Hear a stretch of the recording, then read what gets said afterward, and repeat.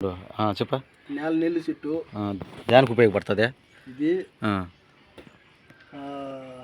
జ్వరాలకి, విష జ్వరాలకి అన్నిటికీ ఉపయోగిస్తుంది. దీన్ని కోసుకొని పోయి నీళ్ళల్లో అలిసి మురగబెట్టి అంటే ఉడకబెట్టి చేసుకొని ఒక్కొక్క గ్లాసు తాగితే ఒంటికి విష జ్వరాలున్నా మంచి అయినా చెడు అని దీంట్లో తీరిపోతుంది. నెల్లి చెట్టు అన్నావు కదా, దాని కాయలు చూపించా. కాయలు ఇది కాయలు ఇలాగుంటాయి అనమాట.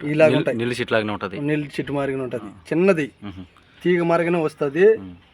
కాయలు చెట్టు 2 అడుగులు పెద్దది అవుతుంది అంతే. దానిపైన అంటే ఉపయోగం మంచిది, విష జ్వరాలకు పని చేస్తుంది. అంటే ఇది ఎక్కటాంచి నేర్చుకున్నావు దీన్ని? ఇది మా పెద్దలు ఇచ్చిన ఇది.